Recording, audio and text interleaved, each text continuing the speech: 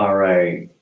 Welcome to the Mentality podcast where a group of men sit down and have discussions about topics that affect us as men, whether it be family, dating for those that are single, um, children, money, finance, fitness, whatever it is that affects us as men, we're here to talk about. My name is Short Stack. I am the host, and today I have with me Aaron. Aaron is a coworker of mine.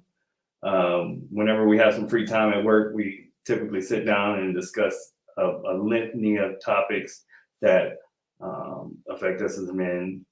Um, so, Aaron, why don't you introduce yourself? Yeah, man. First of all, just thank you for having me. I really appreciate the opportunity. And yeah, for me, I am, dude from Southern California. And, when it comes to men's topics, men's issues, and stuff like that, I'm always very naturally intrigued and I naturally gravitate towards that topic just because I think it's something important. You know what I mean? Right now, I think it's needed more than ever. And so for me, when you gave me the opportunity, I was like, yeah, I got to come through and just, kind of share my thoughts. Just like you said, we always, sharing opinions and sharing thoughts and just discussing different stuff at work. So, why not come and just kind of, talk about it to the rest of the world? Okay, so how old are you? 30, man. I'll be 31 later on this year. Black don't crack. So even though I don't look like it quite, but yeah, I'll be 31 later on. All right, and what's your dating status? Right now I'm single. Yeah, single man. Filled in the options, but I'm gonna be moving soon, so I'm not trying to get into anything serious. So yeah, single. All right. So what do you do for work? Right now, I'm just HR administrative stuff. Pretty straightforward. I'm in the military for now, but that's gonna change pretty soon. Transition on my way out. Okay. And where are you moving to? Going back to Cali for a little bit, man. That's where I'm from, born and raised out there.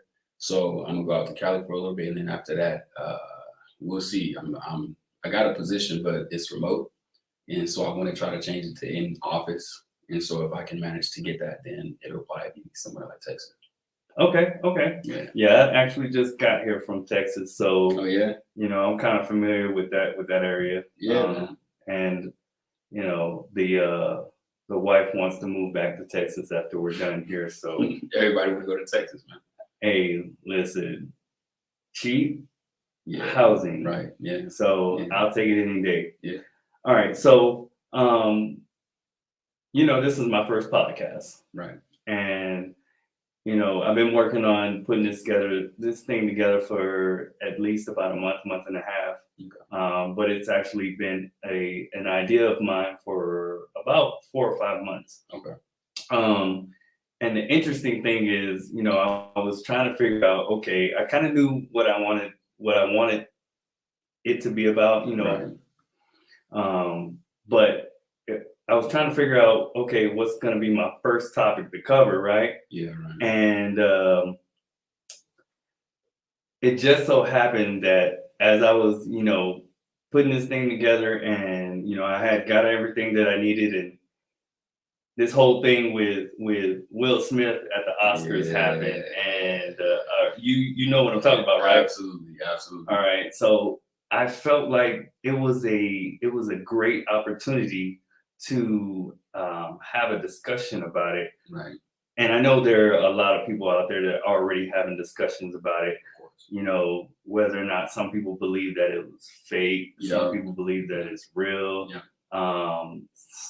There's a whole lot of different discussions that are being had. Yeah. Now, when I first saw it, my initial thoughts, right? Mm-hmm. I saw it. I saw him walk up to him and smack him. Yeah. Like I heard the joke. Yeah, of course. And then I saw him walk up to him and smack him. Mm-hmm. And I was like, okay, this kind of looked a little staged, right? Yeah, same. And then, I even laughed a little bit because, he turned around, kind of fixed his suit and walked back to his chair, right? And, some of the clips that I seen, they kept showing that part, right? Right. And so then I listened. I saw the other parts to it, but like when he got back to his seat, and he was screaming at Chris Rock about his keep my wife's name. keep his wife's name out of his mouth, right? And so then they cut to some of the things that he was saying during his acceptance speech, right, for winning Best Actor, right. And so those two things that when I actually sat back and I listened to it, I listened to it a couple of times. The initial part when he got back to the chair, it hit me, and it hit me like a ton of bricks. Okay. What was your thoughts? And then I'll tell you what my thoughts were. Yeah, well, kind of like you and like a lot of other people, when I first initially saw it, my first initial reaction was, "Oh, this is fake." I know that the Oscars, like their viewership has been going down the past couple of years, and I think I was like, "Oh, they just want a way to just kind of stir it up," you know what I'm saying?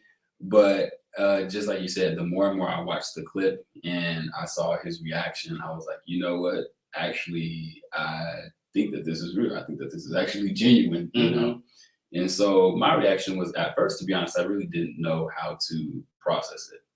I've been a long time Will Smith fan, and up until the past couple of years, I almost idolized the guy, but in the past couple of years, my feelings and sentiments towards him changed, but I still was just like, I just didn't know how to feel, because I was like, that to me, it was like, this seems so out of character for what we know of Will Smith as the public eye, public audience. He's always been that like really motivational kind of guy. And so I didn't know how to process it, but it wasn't until I started kind of fielding people's reactions and seeing how people reacted that I started to formulate kind of my own thoughts on the situation and whatnot. And I've made some pretty interesting observations about the situation, but more so like things that I think are indicative of kind of just where we're at in the bigger picture as a society and whatnot. Okay, so before you go into that, right, you said something that was interesting, right? You said that you had idolized him, right, which I completely understand, because Will Smith is one of my favorite actors. Like, the man can act, and I think I probably watched the Bad Boys series at least 20 times, because that whole series, maybe not so much the Bad Boys 3, but I still love it. I probably watched that series at least 20 times, because Bad Boys 1 and Bad Boys 2 are my favorite. Mike Lowry. And so, but you said recently that it's kind of fallen off. Yes. Why is that? I mean, everybody knows it all started with the whole Jada situation. And the thing about it is, it's like, going back to that whole Red Table Talk situation and everything that transpired around that time. I think what a lot of people saw and what a lot of people observed was a very emasculating situation, where a dude seemingly just didn't have a lot of self-respect, or was in a position where he felt as though he couldn't stand up for himself, or to where, where their relationship is at, is where he was okay with kind of accepting certain things and okay with being made a fool of in the public eye, And to me, when I look at that, and when I look at, okay, like, anybody that I idolize, you have to be the kind of man that I aspire to be. You know what I mean? If I'm going to take you serious, you have to be the kind of person that I can look up to and say, okay, that's what I want to be. And when I saw that, for me, that's when I was like, when I really think about Will Smith and kind of how he's always been that nice guy, for me, that was actually something that I was starting to transition out of and starting to transition away from. And it's not that I'm against being nice, but what I personally believe in is wholesomeness, and I mean being balanced. And so you want to be nice, you want to be good, but you also want to be able to be, you want to be able to set boundaries, and you want to be able to stand up for yourself, and you want to be able to say no. Right. And, that's what I mean when I say balanced is there's a concept of an author that I read named Robert Greene, and he always talks about being able to harness your dark side. Mhm. And if you ever like listen to or read books by like Dr. Jordan Peterson and stuff, he also talks about like having the ability to be dangerous. Not that you go around committing dangerous acts and doing dangerous things, but you have the ability to be the capacity to be dangerous. Mhm. And so what I view that as is wholesomeness. Mhm. You have the capacity to be generous, you have the capacity to be kind, you have the capacity to be emotional, but you also have the capacity to be dangerous when necessary. And Will Smith to me was always that dude that I would define as like imbalanced in the sense that he's always very nice guy-ish. And then this situation happens, which is complete polar opposite to that. But it's like he went from one end of the spectrum to the other end, to the extreme end. And once again, what I'm looking for is a man that's balanced. Right. And so for me, that was kind of what changed. So, like for me, right, I was actually having this conversation with my wife, right? Okay. And what I told her is that here's the issue that Will Smith has found himself in Mhm. prior to the situation at the Oscars, right? Hmm. Prior to the red table talk situation, Hmm. Will Smith was the man that men wanted to be like Right. and that women wanted to be with, Yeah, 100%. Yeah. right? So to a vast majority of both men and women, he was that one, Yeah, going right? to aspire to. And unfortunately for him, the red table talk situation, the first one, didn't do well. No. Didn't do well for him as an individual. It didn't do well for his family. No. It just was a bad situation because I know some people believe that Will Smith was cheating or had other women and NDAs or whatever, Mm. and that they had this open relationship. Yeah, right. And that's I've heard this used that well, he got what he deserved. Hmm. And here's the thing, right? If you're going to the thing is that if he was doing that, Uh-huh. which he may have been, he didn't embarrass his wife publicly, Right. Correct. right? Hmm. It was behind closed doors. She may or may not have known about it, Right. but he didn't embarrass her publicly. Right. But she went on national, well, it wasn't TV, but on basically a national platform. Correct. And completely emasculated him Right. in front of the world. Hmm. And he essentially became a meme, a Laughing theme stock. song.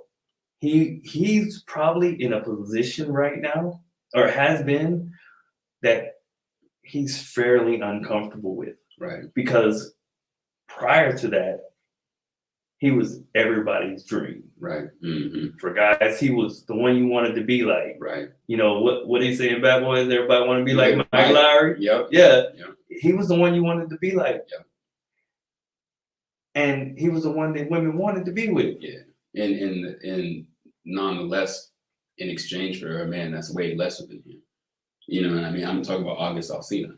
Yeah. You know what I mean? And he was a family friend Mhm. that was brought in by Will Smith's son. Yep. Which, Yep. It's like triple slap in the face. Triple slap in the face. Yeah. And so, Yeah.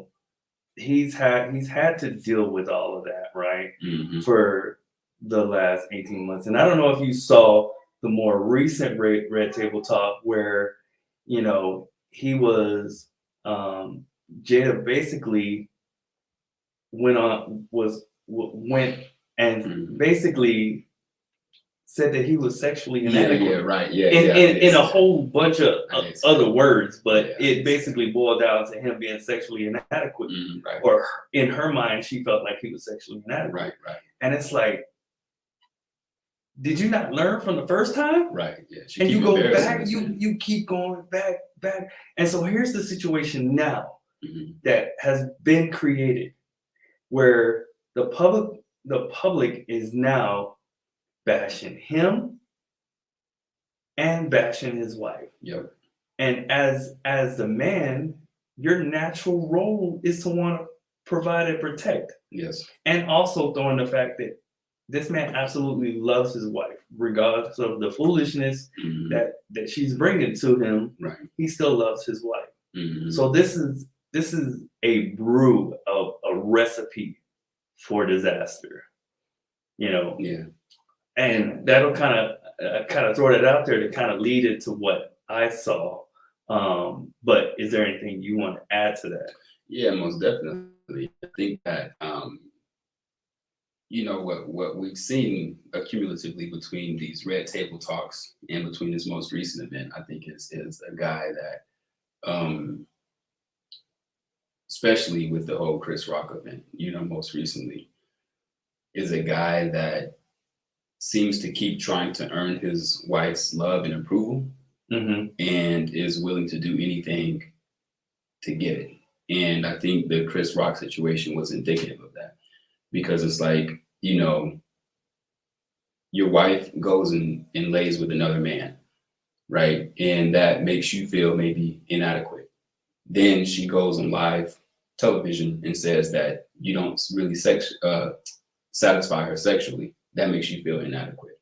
So now you feel like you have to do something to earn her approval or to prove yourself to her. And I think that, when you look at everything that transpired at the Oscars, I think that's exactly what that was, is, him trying to, because he didn't have an issue with it. He was laughing at first. Mm-hmm. He thought it was funny. But then when he saw that his wife was offended by it, then I feel like, some part of him was like, okay, I got to prove myself to her that, I'm a man and I'm going to stand. And I think it's one of those counterintuitive things where the more you try to prove yourself to someone, or the more you try to prove how much you love someone, it ends up working against you. You know what I mean? It's one of those things where, like, if you want to gain someone's love, attention, approval, then a lot of times you have to learn how to walk away and not be afraid to let them go. The more when you clench tight to someone and you try to hang and cling on to them, you just come off as clingy and you end up doing the very thing you're trying to avoid, which is push them away. Mm-hmm. And this is what I think I see going on with Will Smith and Jada, is that, like, he feels like he has to prove something to her, you know what I mean, by going out and doing ridiculous stuff like what just happened, instead of just learning that, you don't have to, that you are enough. Mm-hmm. You know what I mean? And this is something that I look at, and the reason why I think I can identify is because it reminds me of me. Okay. And a lot of stuff that I used to do back in the day when I was what I would call relatively inexperienced with women. When you look at dudes like Will Smith, just like you said, a lot of dudes wanted to be him. But, looking at his lifestyle, now I don't know, maybe how many girls he may have had before his first wife. I think her name was like Shay or something like that. Mm-hmm. And then after that came Jada. But when you really look at it, he's been a majority of his life in the public eye has been spent in a relationship, though. Mm-hmm. So he doesn't really strike me as a man that's like very well experienced with women. And that's exactly what happens, I think, when you're a man who is very inexperienced with women, is that you tend to have like these traits about you to where you almost want to like win their approval, garner their attention, and you keep trying to fight for that. Man, hey, listen, I can speak to that, and that I can go on probably a whole different tangent, on just that subject alone, because, I'm 40 now, Right. I'm married, this is my second marriage, Okay. and the intrasexual dynamics, I'm just now figuring that out. Right. And so, Right. I can go on a whole tangent about that, but I kind of want to stay on topic. Yeah. I know. Maybe we can get into that. We can get into that after we talk about this part. Yeah. So the way that you see it, I kind of see it a little bit different. All right. Let's go into let me ask you a question. Have you seen? Did you grow up watching Dragon Ball Z? Yeah. All right. So you're familiar with the Cell series, right? Yeah. So in the Cell series, Mm-hmm. Goku's son, Gohan, Yeah. Goku puts his son in a position where he has to fight, Mm-hmm. right? But he's not a fighter. It's not in his natural state. It's Yeah. not his natural. That's not what he wants to do naturally, right? Right. But he has the strength and the power to do so, Mm-hmm. right? But he never really faced that kind of adversity, holding that kind of weight, Right. because essentially he's holding the weight of the world, Mm-hmm. and he's being pushed Mm-hmm. and pushed. And if you remember, like, Cell is doing everything to try to get him to snap, Right. right? And then the littlest thing happens, right? Mm-hmm. His family's getting beat up, his friends are getting beat up, Right. they're getting their butts whooped. Mm-hmm. And then the littlest thing happens. And what happens? He snaps, Yeah. right? He snaps, Activate. releases all his power, Yeah. and goes on a tirade, right? Yeah. Right. I see that similarity in Okay. the Will Smith situation, because I've been there, right? Okay. So a little background about me is, Okay. back in 2004. Now, granted, before I even get to that point, I'm 5'3". Mm-hmm. Growing up, less than 100 pounds. As an adult in my 20s, I was 125 pounds. Okay. I got a big head, small hands, small feet.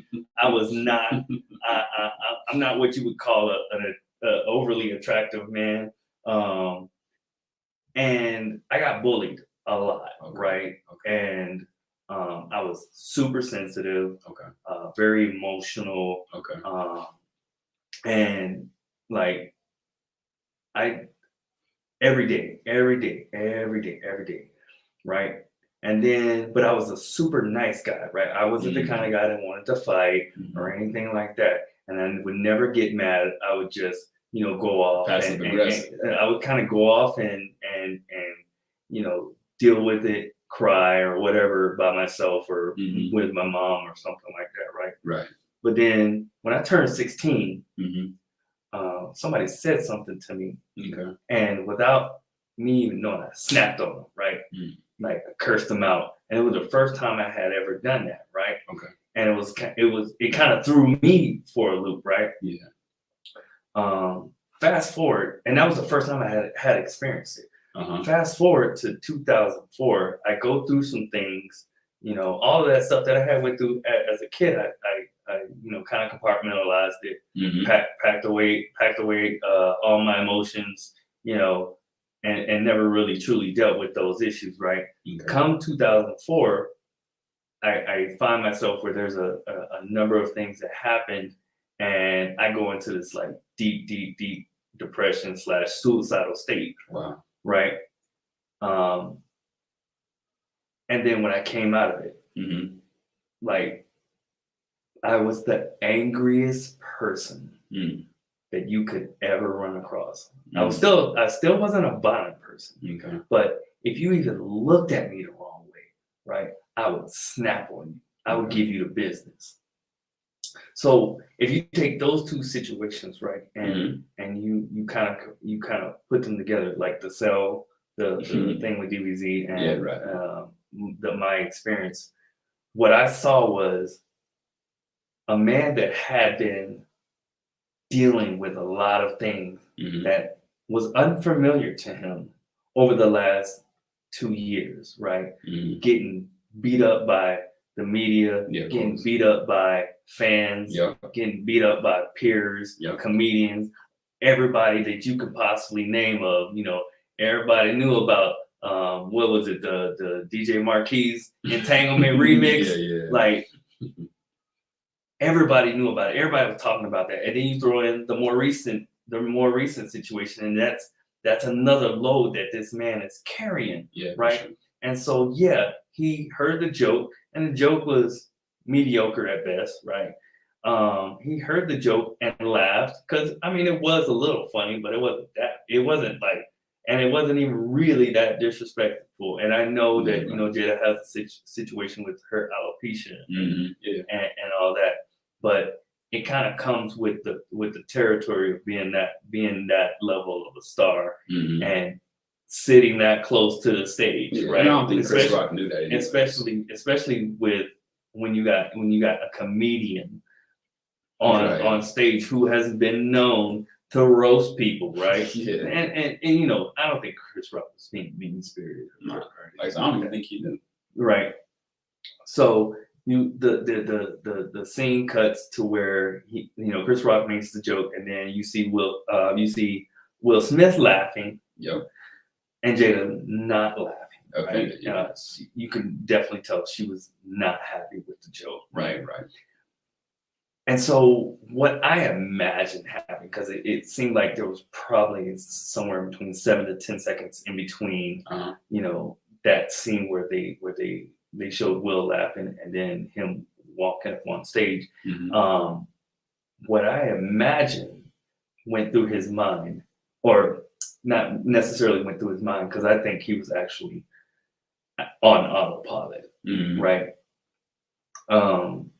What I imagine happening is that seeing his wife Mhm. not happy with it Mhm. snapped the last little straw that was holding his mental state together. Mhm. And he walked up, because like you said earlier, it was completely out of character for him. Yeah. Right? Mhm. Like when somebody said it to me at work, I was like, Will Smith? Will Right. Smith did what? I did the same exact thing. I did the same Right? exact Like, thing. nah, you kidding. Right. And then that's why I said, like, when I watched it, I was like, nah, that ain't real. Yeah. Like, Right. Yeah. but when he sat down and he started screaming at Chris, I could feel the emotion in that, Mhm. because I was that guy, Mhm. right? When I was in that state of mind, I was that guy, Okay. right? That's how I would go off on people. Mhm. And so then you listen to what he said when he was on giving his speech, and one of the things he talked about was having to continuously defend his family Mhm. and defend himself. And so it's like, okay, Will Smith Will Smith experienced what I would call a mental implosion Mhm. that resulted in an outward Outburst. explosion. Mhm. And so the best thing I could think going forward for him is Will Smith needs some mental therapy, some counseling, because there are some issues that probably are there that even before the red table talk, Mhm. that I think led that were a part of that. Because to be honest with you, I don't think it had anything to do with Chris Rock. Oh yeah, a lot of And people it saying that. really didn't have anything to do with the joke. It was just seeing his wife aggravated like that, Yeah. Mhm. because she's probably been aggravated for the last 2 years. He's probably been aggravated for the last 2 years. Mhm. And that was just like, if I put myself in Will's shoes, Yeah. I'm thinking to myself, damn man, y'all gonna stop embarrassing me in front of the world, Mhm. right? That's how I would have imagined that if I was in his shoes. That would have been my thought process. Mm. Given how I know somebody in that mental state thinks, right? Yeah. What are your thoughts? So to me, I hear what you're saying, but to me that kind of goes back to what I was saying when it comes to like being too much of a nice guy, and being too when your mentality is too soft. To me, that's a byproduct of it, because the way I look at it is this: like, so Will Smith has been taking a lot of stuff, a lot of flack, his family, his wife, over the past couple of years. But why though? And if you want to defend your family, you want to defend your wife, I can understand wanting to defend your kids. But why do you feel the need to defend your wife though? And let me put a caveat on that, because in general, absolutely defend your wife. Like in general, just in marriage, in relationships, absolutely defend your wife. However, like when your wife is out there making a fool out of you and she's not putting anything to defend you, she's making a fool out of you, if anything. You know what I mean? When you go back to those red table talks, name one time where Jada was out there defending Will. She was making him look like a darn fool. You know what I mean? In front of the whole world on multiple offenses. And so, why, in light of that, why do you as a man still feel the need to, I gotta defend her? You know what I'm saying? And to me, that's like,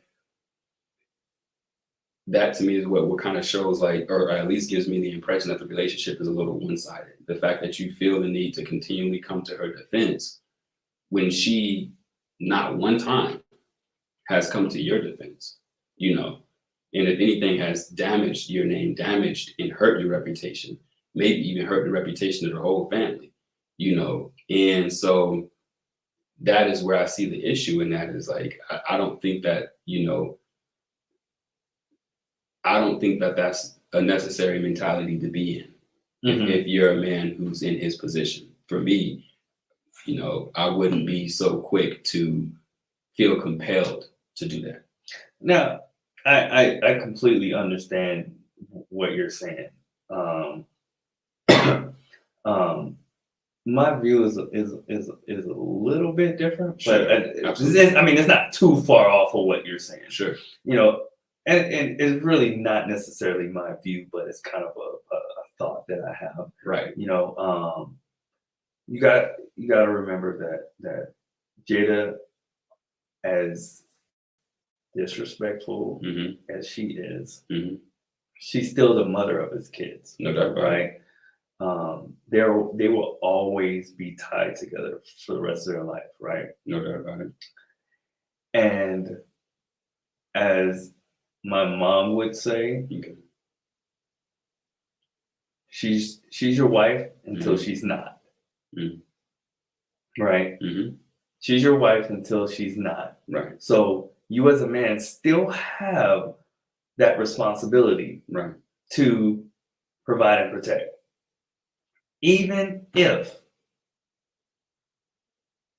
she's out there acting a fool, which clearly she is, right? Right. However, where I think we could probably both agree on is that Will should have and needs to man up, right? You have, as a man, you have to demand your respect. 100%. Right? 100%. Because if you let people walk all over you, they're gonna do exactly that. Right. Right? I'm a nice guy, and I don't mess with people. Right. I kind of, I'm 40. I'm within retirement age from the service. Right. So I really go to work. I come home, and I get involved in my hobbies. Making music or playing poker, or now starting a podcast. But don't mistake my kindness for weakness. That's what I'm right? saying. Because I'm not going to let you disrespect me. Right. And I have made that very clear to. I made that very clear to my wife off rip. Like, I don't really ask for much. I ask for loyalty. And respect. Right. And with those two, I get trust. You get my trust. Right. Respect me, number one. Don't disrespect me. Damn sure don't disrespect me out in public. Yeah. Right? That's a quick way to exit my life. Yeah. Like it's a quick way to exit my life, because if you disrespect me, and when I mean disrespect, there are times where someone may inadvertently disrespect you, but when you start blatantly disrespecting me, it shows that you don't really care about me, Correct. and that you don't really take me serious, Correct. right? So number one, you need to respect me, and number two, you need to be loyal to me. Right. And so what I think Will should have done from the beginning is establish that rule, like, hey, I don't really care about too much, because obviously he has that personality, right, where he doesn't really, he just seems like a guy that, he's a little bit more free will. I forgot what the term that they have to describe it, but there are certain things that he needed to put his foot down. Yes. And I think had that happened from the off rip, either they wouldn't have made it this long, Yeah. because she wouldn't have been able to get in line with that, Right. or, and if they did, this whole red table talk would have never happened. Right. That whole situation would have never happened, because she would have never. Not to say that the cheating wouldn't have happened, because that's a whole different topic. But to blatantly disrespect your husband, not once, but twice, Right. nationally, right? Right. It Will could have avoided that whole situation. Well, okay, so then I would like to ask this then. So you said that, for you to be for you to take a woman serious, what I mean, one of your codes is that she needs to respect you and she needs to be loyal to you. So what happens when she doesn't do that? Like, how do you react when she doesn't do that? And I think, in general, that's what that's where the emasculation comes in. Mm-hmm. Is when your wife is blatantly disrespecting you in front of the whole world, when your wife is making a fool out of your name, out of your reputation in front of the whole world, and everyone unanimously agrees on that, men and women alike from around the world. How do you handle it? And do you take corrective action, or do you just put all the blame on yourself and say, well, I just need to be better, or I need to do more? And to me, that's the differentiating factor between someone who sets boundaries and stands his ground, and someone who is self-respecting versus someone who isn't all those things. And that's where I got to say, for me, like I said, that was one of the biggest factors where I'm like, okay, I'm starting to lose a lot of respect for Will Smith. And is this really the kind of man that I want to be, or that I really can say I admire because I aspire to be like him? And the answer for me was a clear no. And that's why I say that. For me, to be honest, I think he should have broke up with Jada a long time ago. But if you're going to be with her, then just like you said, those rules and those standards need to be set. However, to continually go out of your way to still feel like, oh, I gotta protect this woman, when she's not protecting you, to me, that's just very indicative of a man who lacks a certain level of self-respect. Okay, so in your opinion, right? Yeah, sure. Because I know you're 30, right? Mm-hmm. You're single. Yeah. But obviously these kind of things may have crossed your mind. So given the fact that Will is the age that he is, Yeah. and Jada is the age that she is, I believe she's like 50 or something close to that. Something close to it, I think. Yeah. So, and you know how, well, you may not know how it is, but if you ever ran across some old people, right, they get kind of set in their ways. Yeah. And it's the term can't teach an old dog new tricks. Yeah. So how do you think that if he were to try to establish that assertiveness, Mm-hmm. how do you think he goes about doing it and get her to understand that this is how it's got to be moving forward? Right. Because and the reason why I ask that is because I feel like his hands may be tied at this point, because if she don't want to get in line, Mm-hmm. she could divorce him. 100%. And 80% of divorces in the United States are started by women. Yeah, initiated by women. Right? Mm-hmm. And 90% of men have to pay alimony in those divorces. Correct. Will Smith's net worth is somewhere around $350 million, Yep. right? Yep. So are you saying that, do you think he should, take the 175 million and start over? Or, try to protect that the 350. That 350. Yeah, I mean, I think it's a 50-50 thing, because in one sense, let's say hypothetically they do divorce and he take his hat and walk away, like that's he fine. You know what I'm saying? Not only is that still a lot of money, but additionally with a man in his position, he can always make that back. Mm-hmm. And there's no doubt about that. You're talking about one of the most sought after actors on the planet, arguably. He can get that back. Mm-hmm. If you're a man who really believes in himself like that, you're not worried that that's just a small setback for you. You know what I mean? Warren Buffett gave away half of his earnings to charity. He wasn't worried about it because he knew he was going to get that back. And sure enough, he bounced right back. So that's one side. He could do that. Would I do it? No. More than likely, I probably would. That's probably because you ain't. I'm not in that position. I got that experience. Yeah. $350 million. Exactly. Yeah, when you haven't had it, you're like, oh. Hey, I'm trying. Hey, look, I be trying to hold on to $350. Yeah. Yeah, And so I think that no, I probably wouldn't do it. Maybe.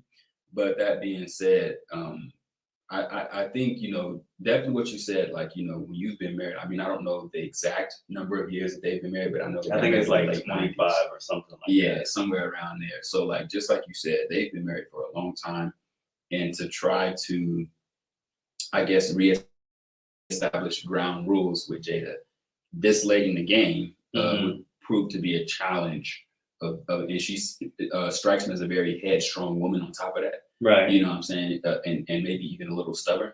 So that being said, this late in the game, trying to establish ground rules that you honestly should have established from the jump would be very hard. But I do think that if, as a man, if you stand your ground and you're patient with the process and you guys are patient with each other, I do believe it's possible. I think it's going to be harder to do because it's this late in the game. You know what I'm saying? You're in the fourth quarter now, or maybe, third quarter. But that being said, I still do think that it's possible. I just think you guys got to have the right coach. And I think the reason why I believe it's still the possibility of it is because what happens is, like she talks about her not being able to satisfy her sexually, right? There's a whole situation where she stepped out on him, right, with August.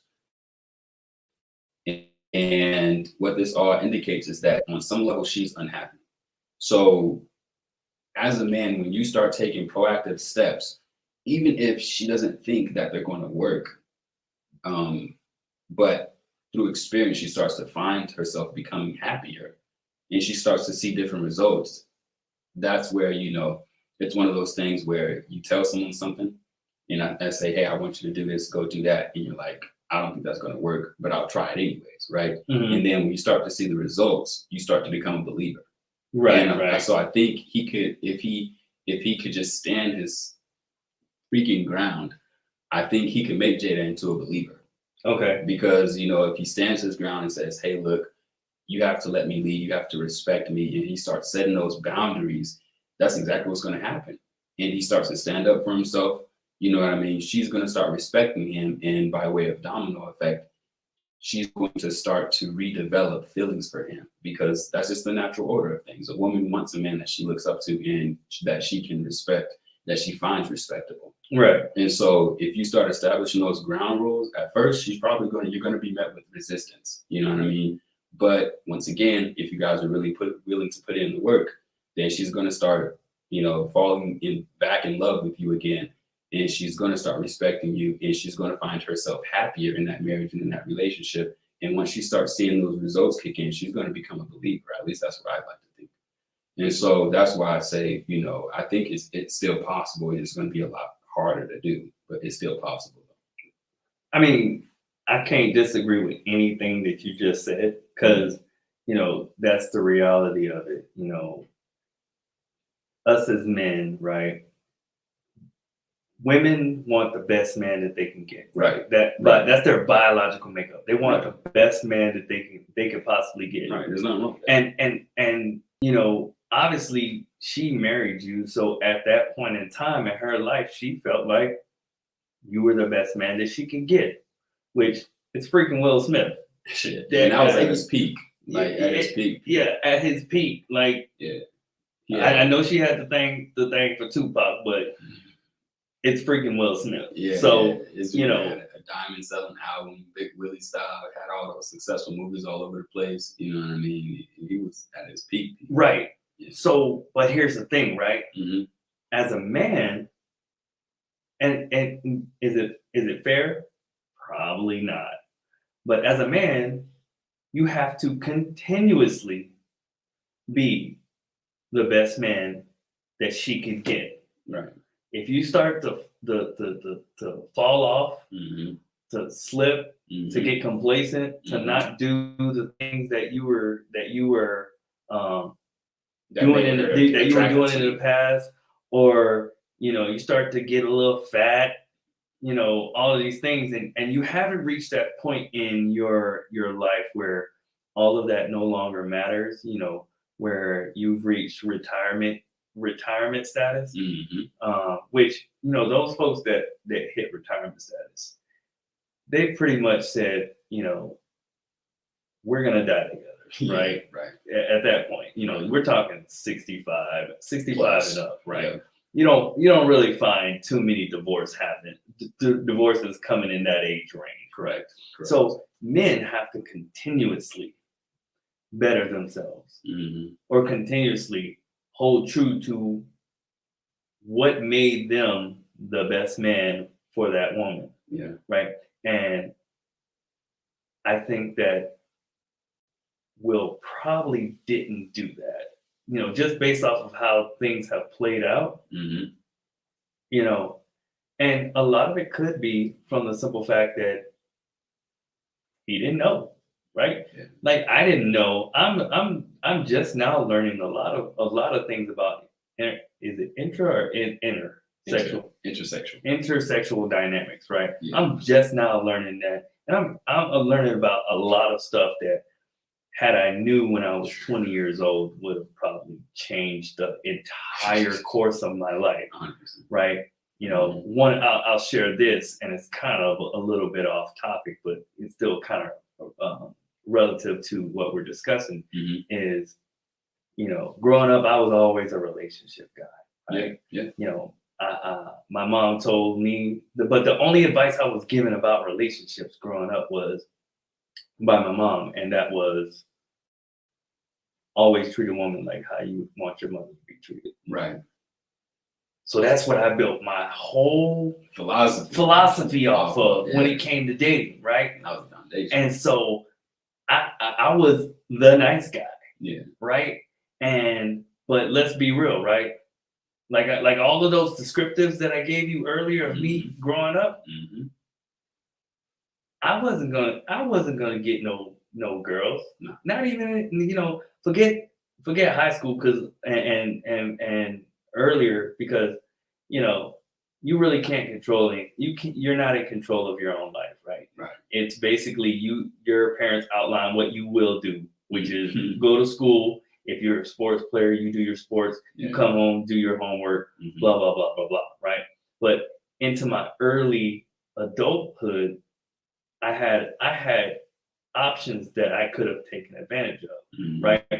And what I've come to, so in my rediscovery of my own personal manhood, right, what I've learned about my earlier years is that on the dating chart, you know, there are above being a nice guy are a whole bunch of other check marks that a whole bunch of other boxes that have to be filled to would have made me sexually attractive, right, to women, right? Correct. Which is, you know, height, which obviously, you know, genetics control that, so right, whatever. Right.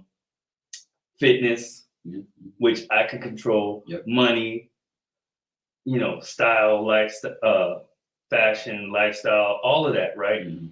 All of those things were in my control, right? Mhm. So if I can get 3 out of 4, right, Mhm. checked off, that makes me more attractive to women. Mhm. Obviously, the women that want a man that's 6 foot, Right. I ain't that guy. Yeah, Sorry, yeah, right. But if you like a guy that's in the fitness, boom, I could have been that guy. Yeah. If you like a guy that knew how to dress, boom, all of that I figured out when I was 33, Right. right? But what I made that point because to say that you know the inner sexual dynamics Mhm. that you if you search on YouTube and certain podcasts or certain books like you described earlier, Yeah. it talks about that, right? But it's just now coming out, Sure.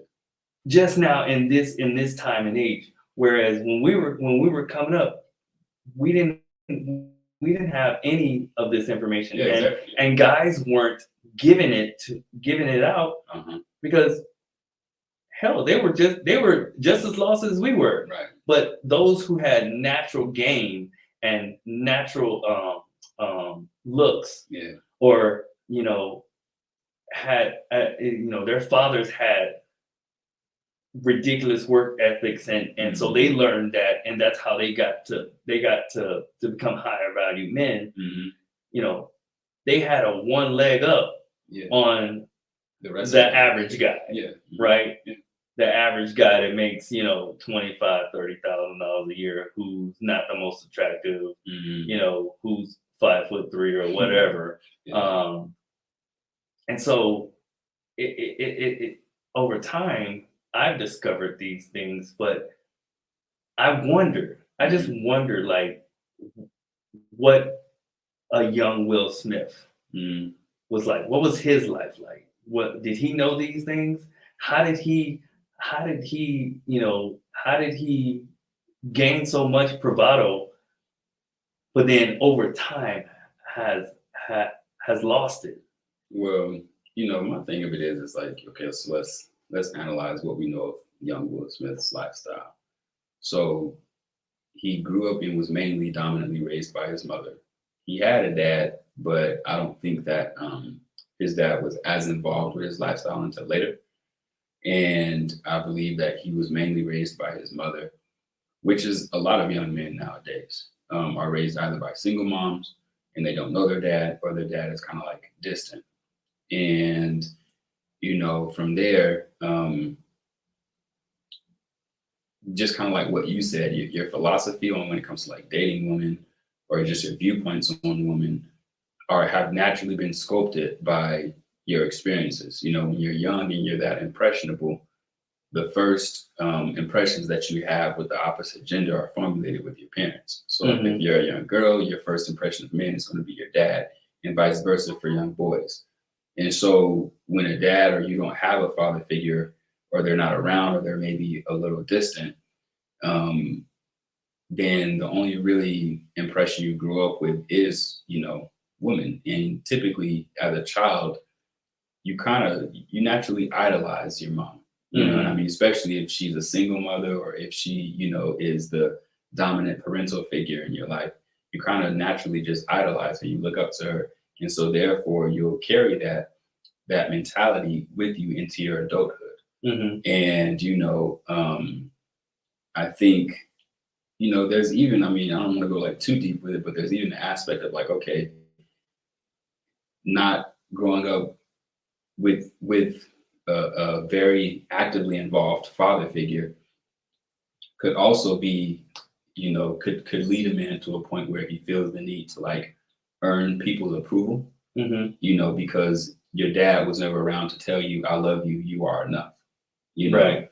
And so you got this guy who's very successful, and it's not like he grew up in the digital age nowadays where, men can share information, via, internet forums. That we can share information about women, about seduction, about intersexual dynamics. You got YouTubers, you got audiobooks, You got Reddit posts and forums and places where men can go to learn about this stuff. But he grew up in the digital age, you know what I mean? Right. Like so many other men, like just like you said, like this just wasn't, they didn't have access to this kind of information. Right. And so you put those two things together, the fact that he was raised dominantly by a woman and he didn't have access to any type of, information that would have, maybe told or taught him about women, then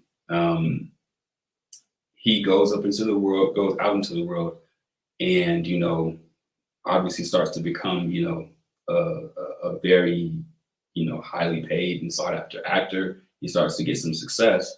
But along the way, though, nobody ever really stopped to really still teach you about women, And so if I had to analyze Will Smith, what I would say happened is he was a guy who never really properly learned about women. And he always had the ability to attract a lot of women because he's a very good looking guy, because he was a high value male, because he's a talented dude, because he has personality, you know what I mean? He's funny, he's goofy, you know what I mean? All of these attractive traits. He's checking boxes left and right. You know what I mean? But what he doesn't have is that that balance that I kind of spoke about earlier, as far as, the thing about being like when you're a super nice dude is that it comes off as disingenuous to women, even if only on a subconscious level. Mm-hmm. And that's why a lot of them are repelled and repulsed by it and aren't really that attracted to it. Because you keep always trying to like earn their approval and they don't like that. You keep like indirectly, subconsciously pedestalizing them and they don't like that. I agree. My mom used to tell me, like, I would use the term, like I said earlier, nice guys finish last, right? Yeah, I'd be like, after some girl used me or cheated on me or whatever, I'm like, nice guys finish last, right? Mm-hmm. And my mom would tell me, stop being so nice. Yeah, right, correct. But even that in itself is confusing because it's like, you tell me to treat a woman like how you want your mother to be treated. Yeah, right. But then you telling me to stop being so nice. Right. And it's like I can't really make the connection of how I'm supposed to act. Right. Mm-hmm, right. Why? Because I don't know what women are looking for. Right. And it would be confusing because, you would have, I would be in the friend zone. Yeah. Which, I built forts and houses growing up in the friend zone, right? Castles. Like I had neighborhoods in the friend zone. And, I would have these friends or girls that I really wanted a relationship with, but could never get up, I could not get out of that neighborhood, bro. Right. And, it would be the most confusing situation because I'm sitting there. They would date these guys. Yeah. That checked off the boxes, right? Mm-hmm. And they would cheat on them. Yep. Disrespect them. 100%. Whatever, right? Break their heart. 100%. And then what do they turn? They turn and look at me and be like, "Ain't no good guys out there." Yeah, exactly. Yeah. And I'm sitting there with a sign like, right here. Yeah. You got one, right? You got one. And I can never understand that. Mm-hmm. I can never understand, like, why do you not see me? Right. Correct. Like, and I've now and don't get me wrong, I've fallen into some relationships. Some of them were better than others. Correct. Me getting married the second time. Yeah. Was a result of me stumbling into getting boxes checked off. Okay. Right? It wasn't because I actually knew what the hell I was doing. I literally, like, some girl that I didn't even like called me fat. Right? Because I was skinny fat, right? Because I was about 30 something. I had a knee surgery and I couldn't, hoop and run like I used to. So I kind of gained some weight, but I was still skinny. And so I was like, I went from like 125 pounds to 140 pounds. And I took off my shirt or something like that. I think I was at the beach or, I forgot. And she called me fat. And I was like, oh, hell no. Like, I really not got fat like that. Like, I wasn't even paying attention to the fact that my pants weren't even fitting the way that they used to, right? And so what I do, I start working out. Okay. So I started working out, and as I started to gain size, I switched my wardrobe, right? I went from wearing super baggy clothes, to try to fit in because, that's what I thought was going to get me, get me the ladies, right? Yeah. To wearing more fitted clothes. Yeah, right. And then I introduced, as I felt comfortable and confident in my fitted clothes, I added suits. And I don't really remember why I started wearing suits, but when I started wearing suits, women started becoming more attractive to me. And I got my money right. What I was prior to, I got my money right just as my divorce was happening, and then your money left. My money left, right? Yeah. And so,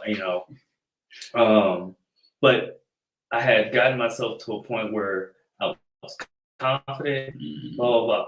And unbeknown to me, I had started checking off boxes. Yeah, right. But then at my divorce pushed me into another area, because then it was kind of like, well, I don't really care no more.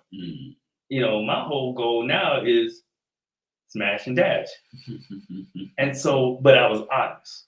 Okay. Right. And I would be like, yo, I ain't really looking for a relationship, but we can hang out though. Yeah.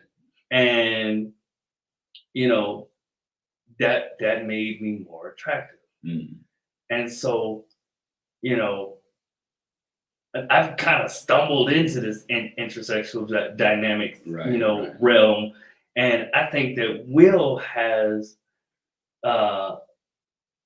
is still out there, right? I look at it like this, right? So for me, I look at it like this, right? Imagine your manhood, your masculinity is a puzzle that you got to put together. Right.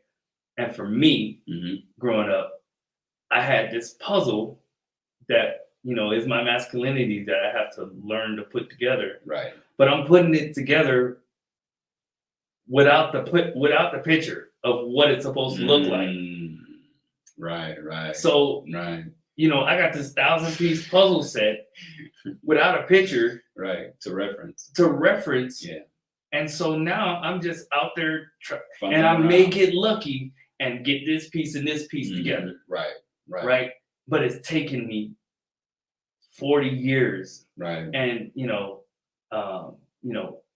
coming across certain literature and certain YouTube videos that are kind of, not that I'm out there trying to date anybody, because I'm right.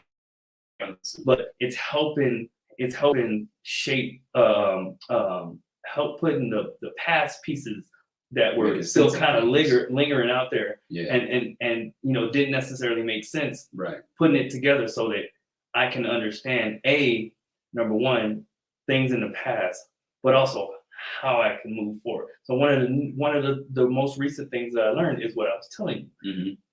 Women go after the best man. Yeah. Right.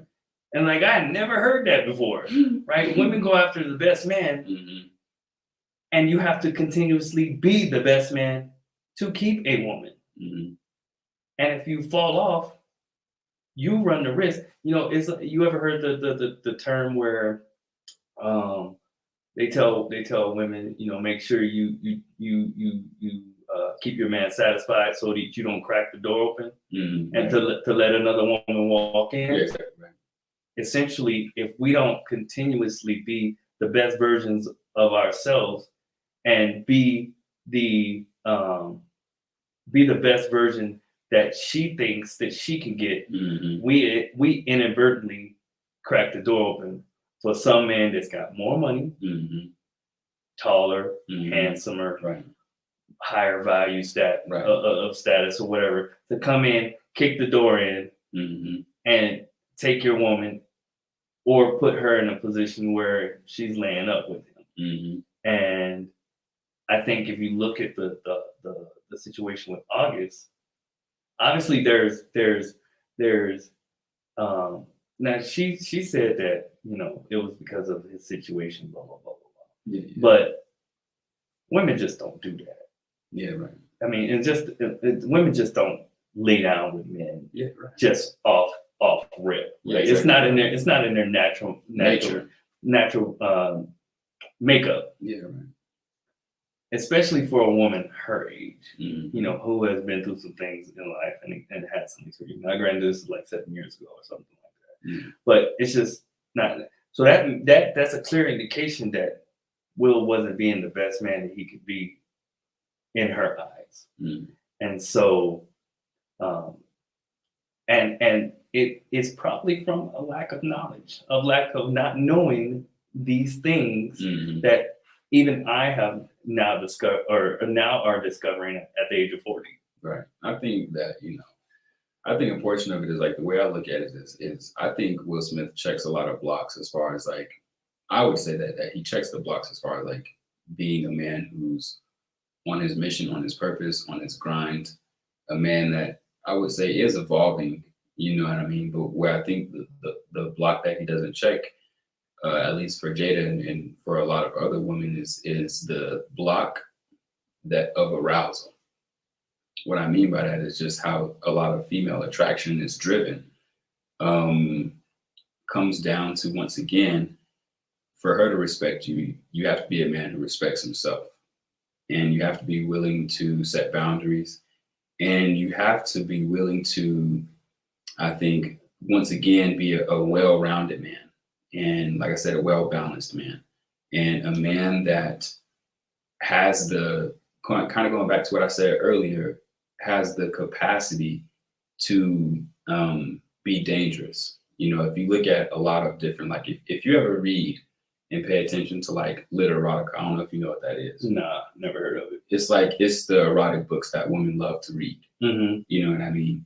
And I mean, it's its own freaking library. You know, if you go to like Audible or Apple Books or any other, book service, Kindle, whatever, I mean, there's just hundreds, thousands, maybe even millions of them out there, and it's just even if you think about like 50 Shades of Grey, for example. Okay, right? Yeah, I'm familiar with that one. If you're familiar with that one and you say, okay, what was it about that character, the main character, Grey, Mr.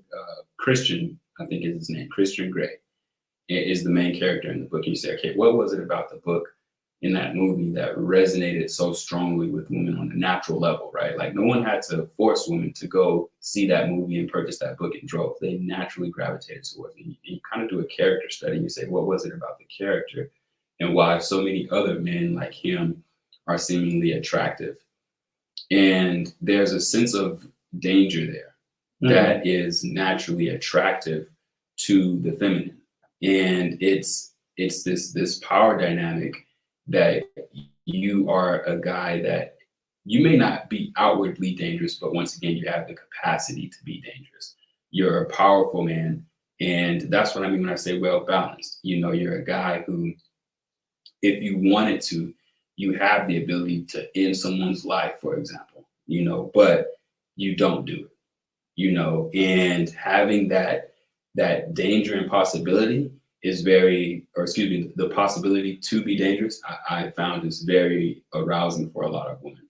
And when you look at someone like Will Smith, I don't think that that's something that he shows and displays, at least not in his relationship, because he's too convinced that you have to be the friendly neighborhood Spider-Man, the nice guy, and that's the way to win them over. And if, when you look at Jada's relationship with Tupac, he was exactly what I'm describing. He was that guy where he was a guy, he could be very intellectual. He could be very smart and artistic, very creative, right? But also and very poetic, right? But he also could be very dangerous.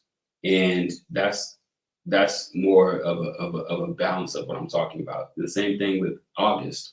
Like, I don't know if you ever listen to his music, but he's more like he's like a what I would call like a thug R&B guy. Right. You know what I mean? And I think with him, she got what she's been missing on all of those years, missing out with Tupac. Like, Right. like he was Tupac part two is what I'm saying, basically. You know, like if you compare Tupac and August and compare them to Will Smith, and I'm talking about analytically as far as their characters, Mm-hmm. what you'll see is that once again, August and Tupac are more like these thug types, these guys, these men who have the capacity for danger, right? Compared to someone like Will Smith, which he's just like the nice, friendly guy. Right. You know what I mean? And I think that the side, once again, that kind of drives a strong part of female arousal is a guy that's, you know, like I said, has a high level of capacity for danger, you know. And if you think about like James Bond, right? What makes him attractive as a man is the fact that he has a high level of capacity for danger. And Right. that's when you're well-rounded like that. You know what I mean? You have the ability to, like I said, be nice, be kind, be generous, be friendly, but you also have the capacity to be dangerous when need to be, that you have a dark side to you at the same time. And what it does, it takes women on like this very emotional roller coaster ride where they experience a wide range of emotions because emotions are at the core of their femininity and they want to be able to experience a lot of emotions. They like the roller coaster ride. You know what I mean? And so any man that is the source of that makes her experience these vast range of emotions like that will be the source of her desire. And so I think with Will Smith, I just look at him and I see a guy who's very imbalanced and still kind of stuck with a lot of the nice guy, you know, mentality that once again I used to see a lot of in myself. And I think that's why, you know, she would step out on him because she was missing that darker energy. You know, and she wants a man who's not afraid to bring that darker energy to the table. And I think that's what August did for her. So let me ask you this question, right? Yeah. So obviously, a man like yourself, right? Yeah. Who you're in the service, and you know we live a certain kind of lifestyle being service members, right? Yes. You know, very rigid and straightforward. Mm-hmm. So, and you know, there's a lot of things that we cannot necessarily partake in, you know, that would be deemed as dangerous, or right, or Yeah, of having course. that, exuberating dark energy, right? Yeah. So, how do you think that, given like your situation, Mm-hmm.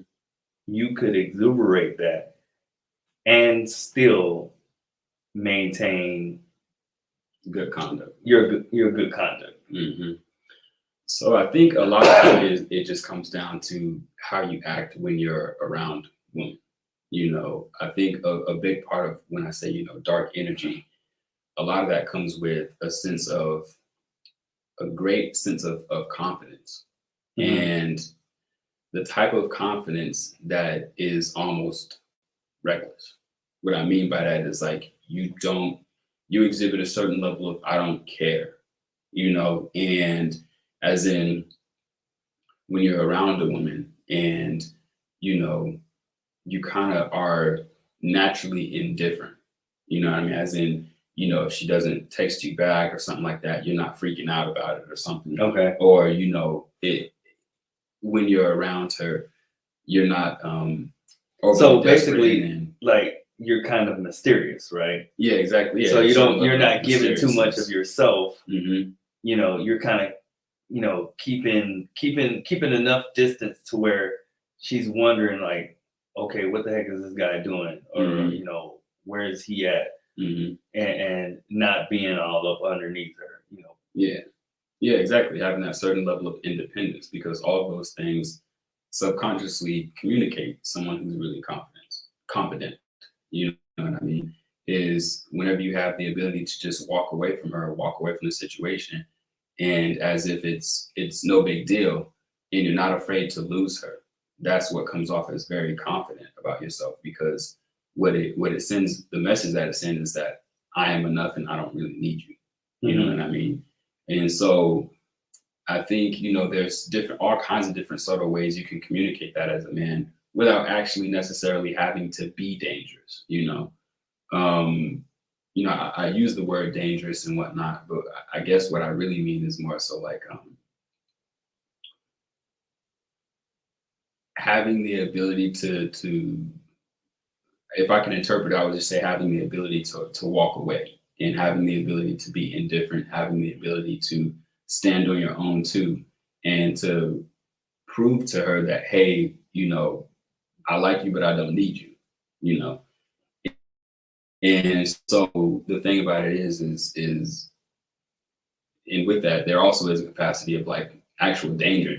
Like that. What I'm saying is there are men like who are constantly in and out of jail who actually legitimately are dangerous, and that has its own attractive element. But that's exactly what you're talking about. Like we as service members can't be on that tip. You know what I mean? Like we can't. I ain't trying to be on that tip anyway. No, and I don't want to. And I'm not. And I was never that kind of guy. Never that kind of guy, and I don't want to, because that is unsustainable. Right. I'm not saying like I want to put that out there, make that clear. Like I'm not saying that you should be that guy, and those are the guys to try to aspire to. No, like on no level. I don't encourage any man to try to pursue that, and especially if that's not naturally who you are, because it's going to come off as very ingenuine, very inauthentic, and it's not sustainable for any type of relationship. It may be good for short-term arousal and attraction, but long-term, every relationship is going to end in shambles.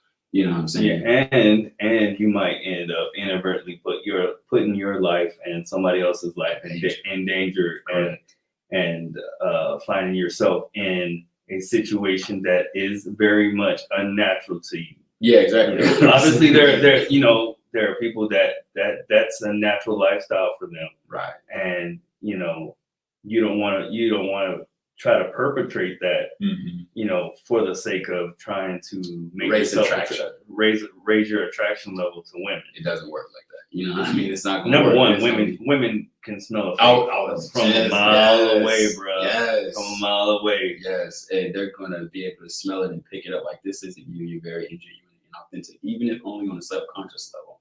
You know what I mean? They'll be able to still pick it up and smell it and sniff it right out of you. And that's because women are naturally social creatures. Right, they're intuitive. They are people persons. Yeah, right. Off rip, so they're naturally around a lot of people. So people come in and out of their lives all the time. Men, we typically try to stay focused on work, and we typically keep a small group of people around us, or whatever. And it's usually a group of people that we know that are loyal and loyal to us and respect. Yeah, right. But women are naturally social creatures, and they can smell a fake from a mile away. Easy. They may entertain you for the simple fact of entertaining you, and maybe you may provide some sort of immediate value to them, i.e., like you're at the club or at a party or something like that, and they're trying to get a drink off you, but you're not even gonna get in. They may even go out on a date with you to get some free food, but you're never gonna get it. You're never going to make your way beyond that point. Yeah, exactly. And I know this because I was that guy. 100%. I was that guy. 100%. Yeah. And yeah, just like you said, their social IQ is way beyond the man's naturally. You know what I mean? They're very socially calibrated, a lot better than men are, and they're intuitive and just their intuition. They say a woman's intuition is a very strong thing. It's very true. They have the ability to read social IQs and read social situations way better than we do as men on a natural level. It's something that comes natural to them. It's something that we as men have to train ourselves to do. To have that level of social IQ and sharpness is something that we have to consciously go out of our way to learn and train ourselves. With them, it's just natural. It's just in their natural nature to be that way. And so, just like you said, if you're a fake dude and you're trying to pretend to be something you're not, then they're going to sniff it right out of you. And I think the real way forward is it's not about trying to imitate or act like something you're not, but it's rather to legitimately become that dude. Mhm. And, you know, you need to work on yourself until you really are that dude that is well balanced in the sense of, you know, where you're not needy, to where you're not pedestalizing them, to where you're not depending upon them for their attention or their validation. You're not seeking their attention. You're not seeking their validation like that, because you are a dude who is confident enough in himself. You know that, hey, I am enough. Therefore, because I am enough, I don't need you around. Right. You know what I mean? And through that, you naturally exude a certain level of confidence and indifferent, and that's what they'll find attractive. It's the fact that, you know, this man is confident enough to be bold in what he says. He's confident enough to be very assertive and direct about what he wants, about his intentions. You know what I mean? And he's confident enough to, you know, whether it's approaching me and just being very straightforward and honest. And he's confident enough to also walk away, because there is a certain level of confidence that's needed to walk away from a woman. Right. And especially if she's a woman who's very beautiful and she's used to having a lot of guys come after her and kind of like, you know, throw themselves at her feet.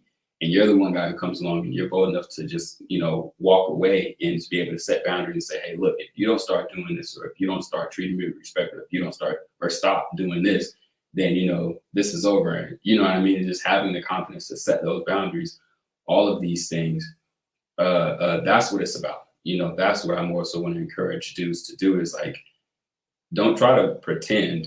You know, if you have to pretend, then you're already doing it wrong. You have to actually become that guy who actually is, or excuse me, isn't afraid to, you know, walk away, instead of pretending like, oh, I'm going to walk away now because that's what I'm supposed to do. It's not about checking the block. It's about actually becoming that guy. And so, you know, don't pretend to be some guy that doesn't care. Become the guy who doesn't care. And because, you know, that's the mindset and the mentality of abundance. You know, Mhm. if I tell you to go to the store and you have only there's one loaf of bread in the entire aisle, and you know that that's the only one left, then you're going to be pretty tied to that one loaf of bread, and you're going to be pretty hell-bent on trying to get that one loaf of bread if it's an item that we need a lot. However, if, you know, there's a bunch of different loaves of bread and you have a bunch of options, then you're not going to be as tied emotionally to that one loaf of bread. And so that's what the mentality of abundance is. Mhm. And, you know, as a dude, you don't want to be someone who pretends to have this mentality and says, oh, I'm not afraid to walk away because I'm big and I'm bad. You know, you want to actually become that guy that has the ability, when you have options and you say, okay, well, you know, if it doesn't work out with this one, then it is what it is, you know, and not being disrespectful, but just saying, hey, if I lose her, it is what it is. I'll just move on with Mhm. myself, you know, because I know I'm confident enough in myself to know that I can get another one. Okay. You know what I mean? And so when you actually enter into that mentality and that mindset, then women will subconsciously pick up on it. And that within itself will serve as a point of attraction. Okay.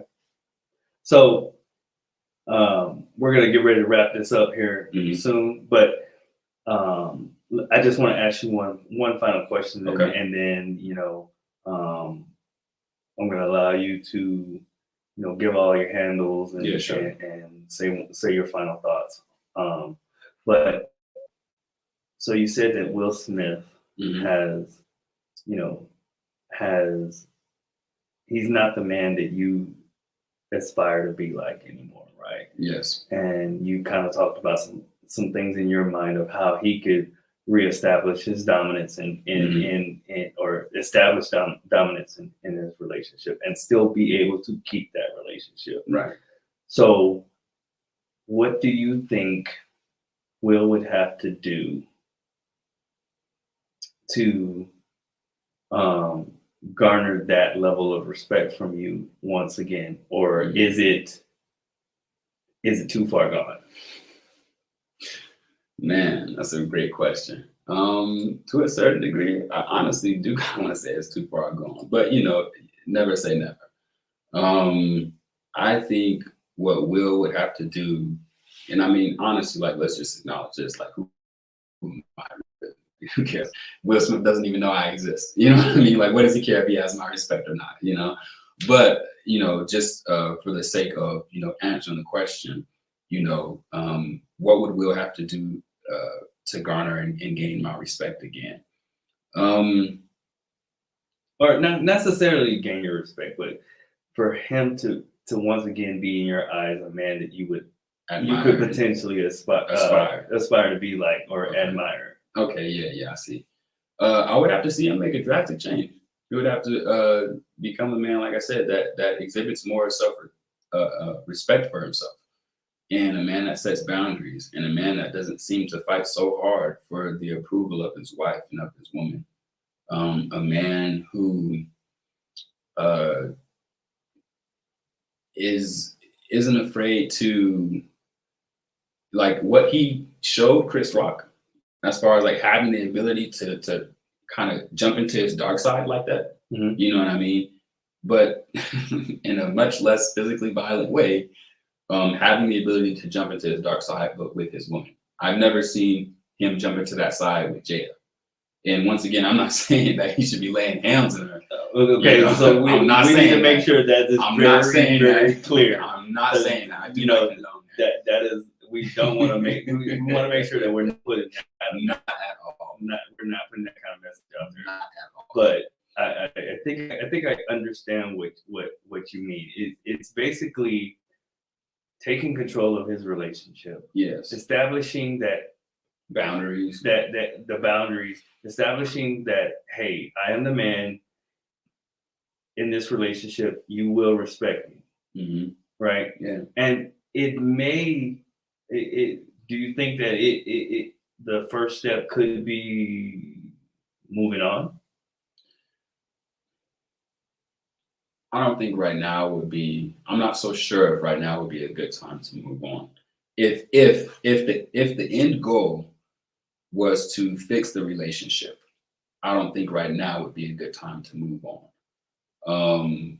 If the end goal is to walk away from the relationship, yes, right now is the perfect time to move on. However, if we're talking about, fixing and mending the relationship, the reason why I say I don't think right now would be a good time is because leaving at a point where seemingly her attraction and respect level for you isn't that high, leaving during that point only guarantees that you're going to break up. You want to leave at a point where her attraction is and her respect for you is very deep and is very genuine. Because then at that point, there's a much higher chance that she's going to be interested. She's going to have incentive to want to work it out.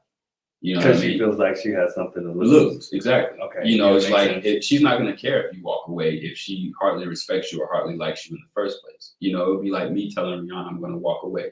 She don't care about me. It's like what's the incentive for her to fight and say, okay, let me, you know what I mean? Like she's not going to care. She's going to let me walk away. So if you're going to do the walk away thing, I get the signs and the message that it could send to her, and hey, sometimes, when you have something there in your corner, it's not until it walks away or until you don't have it that you start to miss it. And you're like, oh my gosh, I'm really about to lose this person. Like, oh my gosh, wait a minute, And sometimes but that's a gamble because you don't know if that's going to kick in or not. That Right. fear of losing you don't know Right. if that's actually going to work or not. Sometimes that backfires in your face. So that's somewhat of a gamble.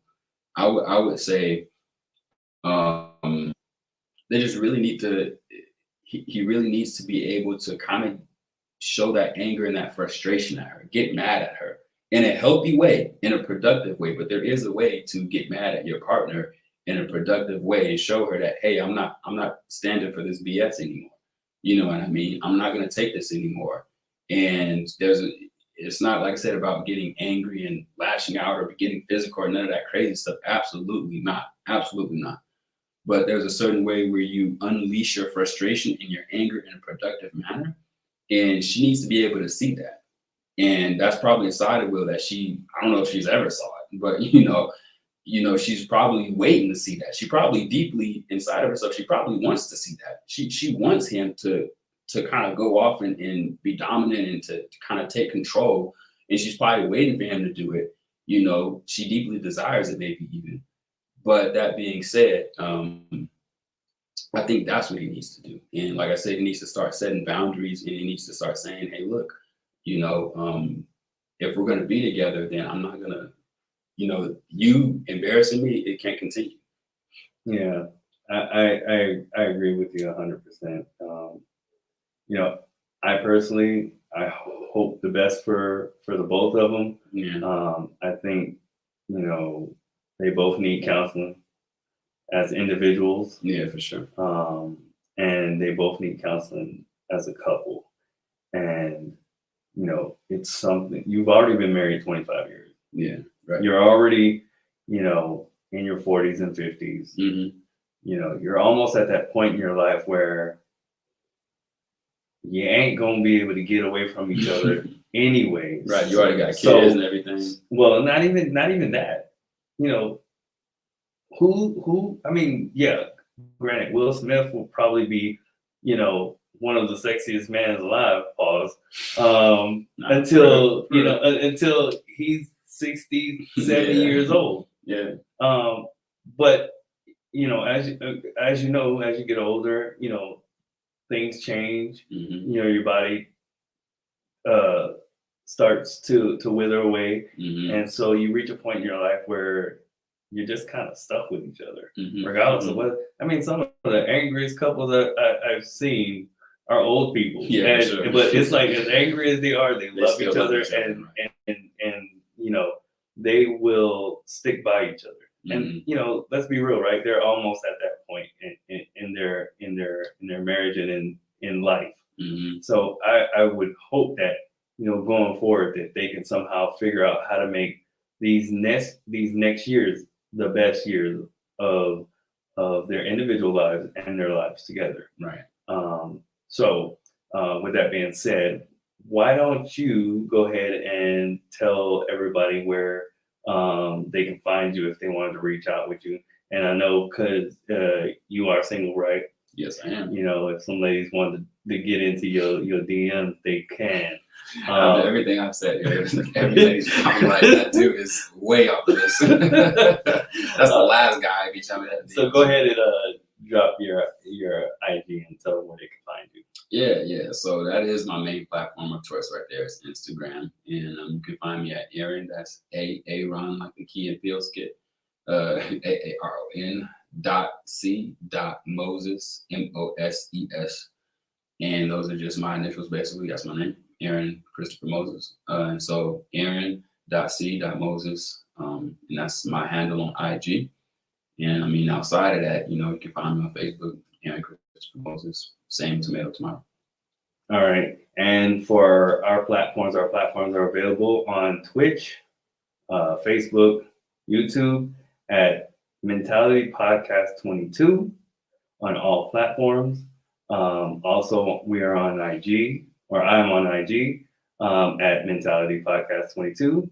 And if you want to shoot me an email, if you have questions or there's some subjects that you'd like to hear us discuss, you can shoot me an email at mentalitypodcast22@gmail.com. With that being said, make sure that you guys like, comment, and subscribe to the channel, and make sure you turn on the notifications so that when we do our next broadcast, you will be able to jump online with us, and we can start engaging with each other. I appreciate you coming out, Moses, and I know you're getting ready to leave here within the next couple of weeks, and but I would like to have you back on once again before you leave, because I'd like to know a little bit more of your thoughts on intersexual dynamics, and where you're getting all of this knowledge from. Supposed knowledge, right? Where you're getting all this? Where you honestly speaking though, where you're getting all this knowledge from? Because you're speaking like a man beyond his years, and I think you're kind of learning how to position yourself to be the best man that you can be for the woman of your dreams, right? And I know that based off of what I'm hearing, that you will be the man of her dreams. And with that being said, like I said, I appreciate you coming out, man. And once we get back to work, we'll have some other discussions that we can talk about. And hopefully in between the time you come on again and now, there won't be some other crazy ludicrous stuff that happens that kind of draw our attention to that. But yeah, man, I appreciate you coming out, and it was a good time. And thank you for being my first guest on my first podcast. I appreciate it, man. Absolutely. All right. Love you guys. Like I said, like, comment, subscribe, turn on the notifications, hit me up on, all social media platforms at Mentality Podcast 22. And we out.